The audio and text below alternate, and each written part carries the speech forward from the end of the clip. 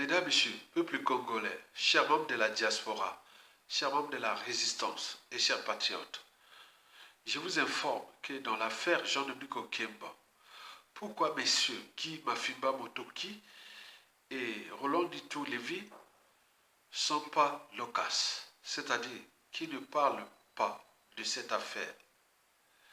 Pourquoi sont-ils très réservés?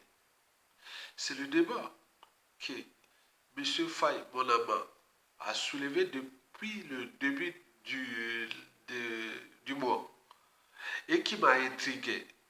Et pourquoi?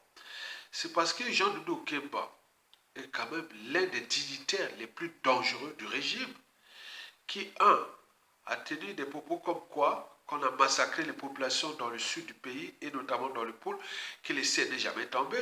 Imaginez-vous les patrons des services secrets d'une nation ou d'un pays donné tenir de tels propos. Est-ce que ce patron des services secrets serait-il encore en poste, en liberté ou en vie? Certainement pas. Mais chez nous, il est là, il a des ramifications au pays comme à l'étranger. Mais c'est quoi, c'est qui ce peuple? Deux, il en a décimé tous ceux et celles qui avaient aidé Sassou Nguesso au coup d'État. D'abord pour ses propres intérêts, pour baliser le chemin, puisqu'il pensait qu'après Sassou, ce sera son tour président, mais également aider son faux oncle, mentor et autres pour la conservation du pouvoir. Et trois, bon, ben, il a sémé que désolation dans la diaspora. Depuis 2011, moi, je vous dis personnellement, j'en ai décrit dans plusieurs vidéos jusqu'au dernier procès que nous avons subi. Ce sont des réseaux, ces gens du Okemba.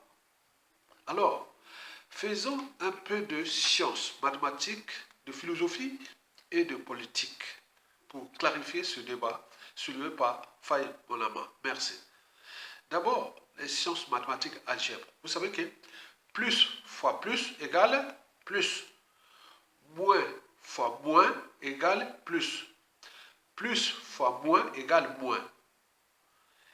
Donc, si plus égale ami et moins égale ennemi, donc on peut en déduire que plus fois plus, c'est comme si les amis de nos amis sont nos amis. Moins fois moins égale plus, c'est comme si les ennemis de nos ennemis sont nos amis. Plus fois moins égale moins, c'est comme si les amis de nos ennemis sont nos ennemis. En philosophie, est-ce que les amis de nos amis sont-ils vraiment nos amis? Est-ce que les ennemis de nos ennemis sont-ils vraiment nos amis? Est-ce que les amis de nos ennemis sont-ils vraiment nos ennemis? C'est tous les questionnements. Vous croyez qu'en politique, on dit qu'il n'y a pas d'amis ni d'ennemis permanents. Il n'y a que les intérêts permanents. Là, en politique, on est quelque part au cœur des conflits d'intérêts. Parce que si c'était la citoyenneté, je ne vois pas quel Congolais qui a au moins un cerveau, une conscience, être dans les officiers, les réseaux des gens de Okemba en tant que citoyens. Parce que cet individu est au cœur des affaires criminelles. Les Mokoko en prison, commissariat, les Tchourou, tuer tout le monde, c'est lui, ses services. Donc, d'un point de vue politique, on peut parler des conflits d'intérêts. Donc, si et seulement si ceux qui font la politique, ok, mais ceux qui font de la citoyenneté, du patriotisme et autres, ils ne devaient pas être en prison, faire l'éloge ou jouer au conflit d'intérêts et ou à beaucoup de choses de ces gars comme ça. Donc, Faye Monama, quelque part, vient d'ouvrir la boîte de Pandore des conflits d'intérêts que j'en parle ici dans la diaspora, qui, au sein des assises nationales du Congo sur la place de Paris de 2014 à 2017, ont été fracassés à cause des conflits d'intérêts entre les forces africaines et les anti-forces africaines, les francs-maçons et les anti-francs-maçons, les gens de Okemba et les anti-forces de Okemba, etc. Vous imaginez les bazars.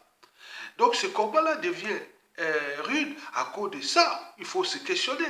Il devient passionnant parce qu'il faut continuer à balancer ceux qui sont le jour dans la résistance et